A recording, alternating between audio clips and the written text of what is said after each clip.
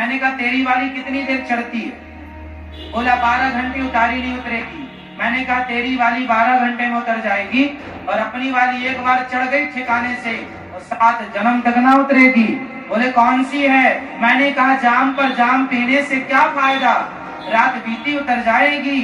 हरि नाम का जाम पी ले बंदे, तेरी जिंदगी सुधर जाएगी। राम नाम का प्याला पी लो।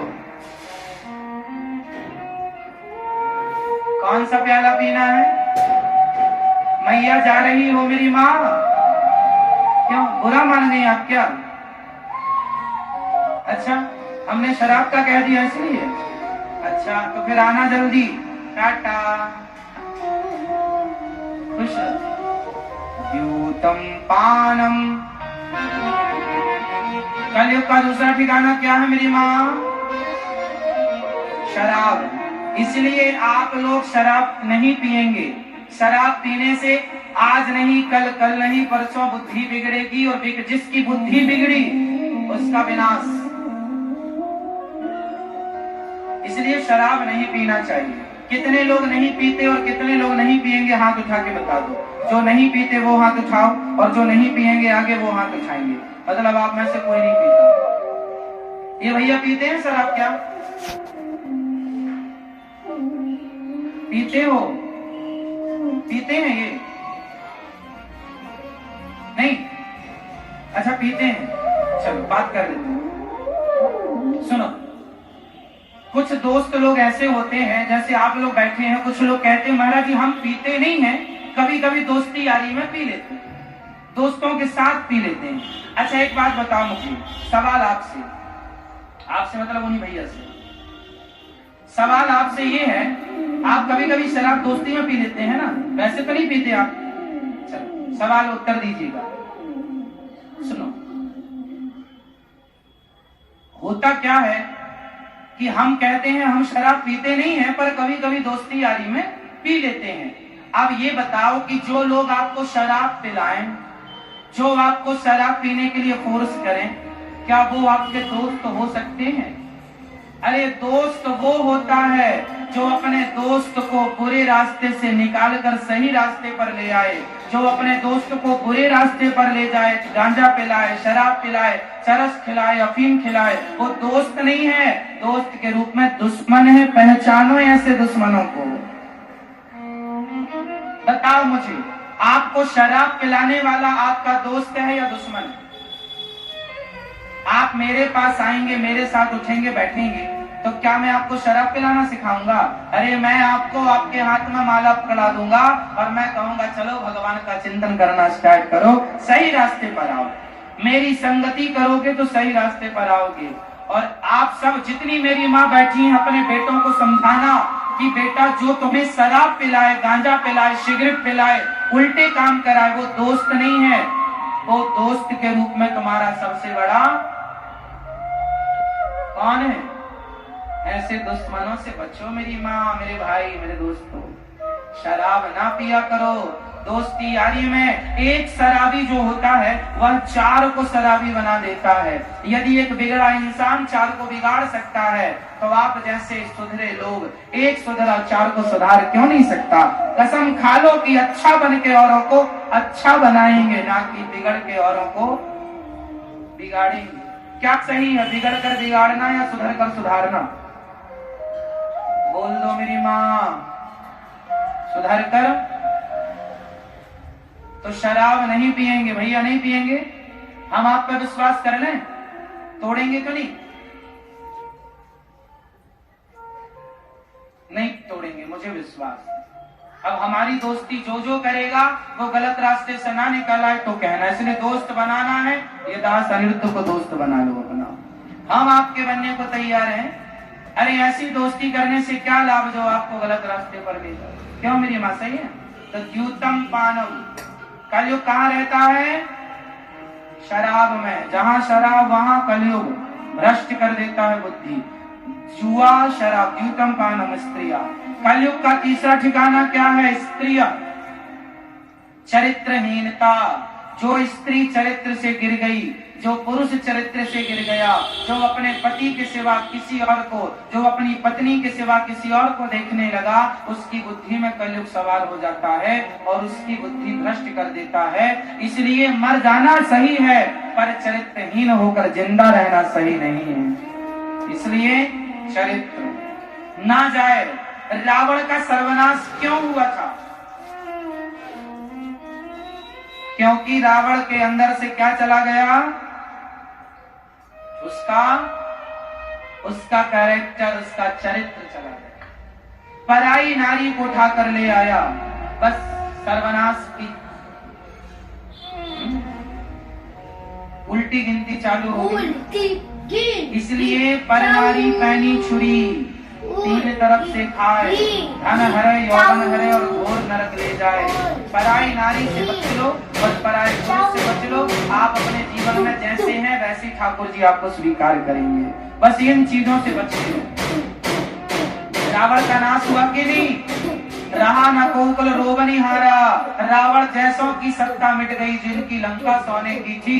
अरे रावण के पास देवता हाथ जोड़ के खड़े रहते थे, कर जोरे स्वर्ग सिप विनीता भ्रकुटि विलोकत सकल सविता। ऐसे रावण का सर्वनाश हो गया पराई नारी को छूने से। इसलिए आप भी यदि किसी की तरफ देख रहे हैं तो कंट्रोल अपनी आंखों पर, वरना सर्वनाश की तैयारी कर लीजिएगा। द्यूतम पानम स्त्रियः, सोना, सोना मीन्स मांस। आप कितने लोग मांस खाते हैं? अंडा आप खाते हैं? क्या खाना पसंद? अंडा खाते हैं, और मछली, और बकरा, बकरी, और मुर्गी भी, और आदमी नहीं, आदमी नहीं खाते। अच्छा, हम तो सुने थे कि जयपुर में शमशान जो जाता है आप उसके ऊपर टूट पड़ते हैं। नहीं, तो मतलब आदमी कब से शुरू करेंगे आप? नहीं, चलो इसलिए जनसंख्या बढ़ रही है कि आप लोग आदमी नहीं खाते। वैसे आप सही करते हैं मांस खाते?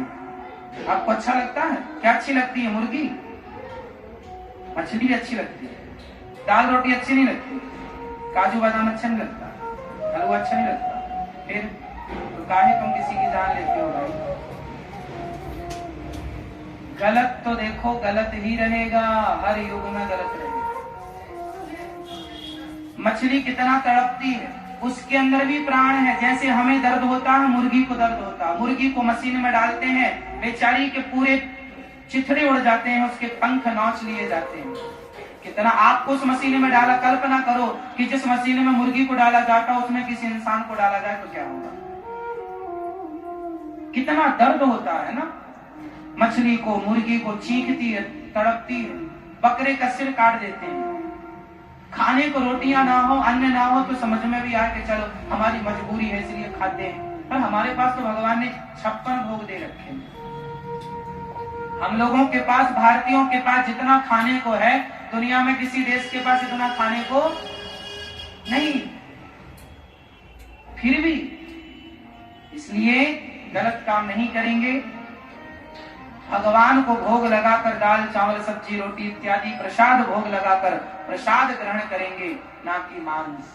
ठीक है, किसी की हत्या तो नहीं करेंगे। आज से मांस नहीं खाएंगे आप? वचन, वादा।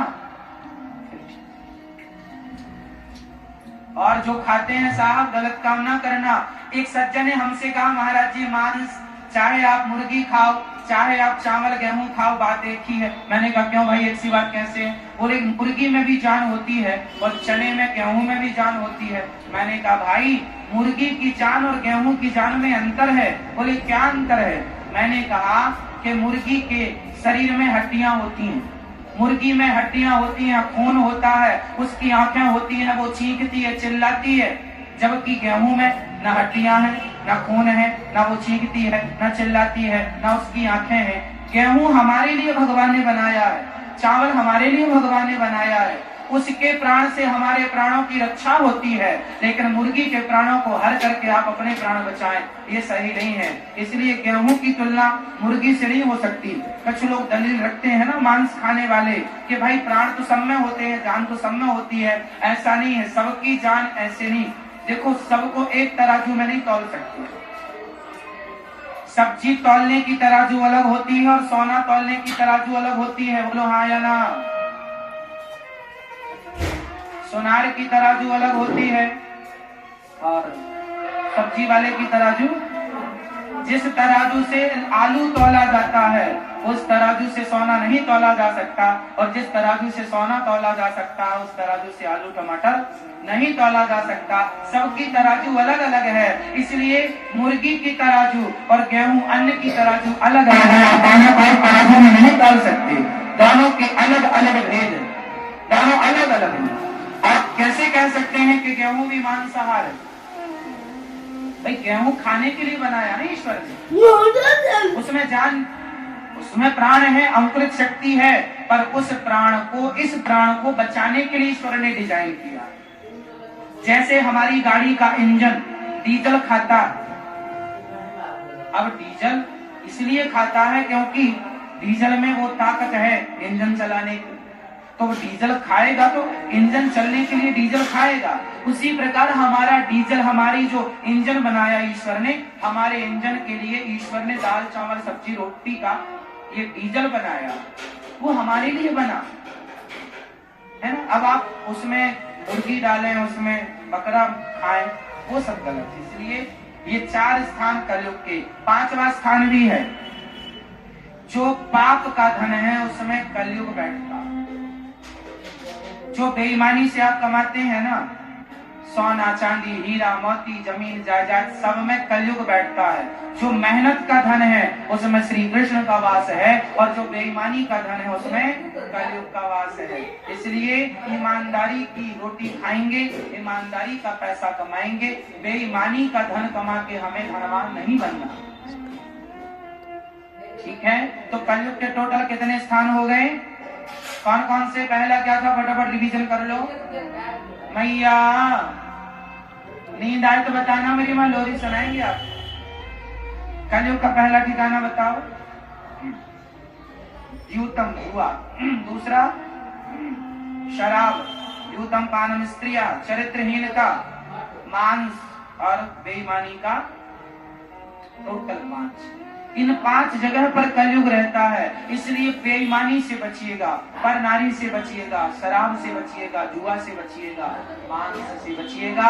इन सब से बच गए तो भगवान आपको जरूर अपने हृदय से लगाएंगे, भगवान जरूर आपको स्वीकार करेंगे। यदि आप इनसे बच गए तब तो आप भगवान की पार्टी के हैं, पर यदि आप 5 में से 1 में उलझे हैं तो आप कलयुग की पार्टी के हो गए। किसकी पार्टी में रहना? हाँ,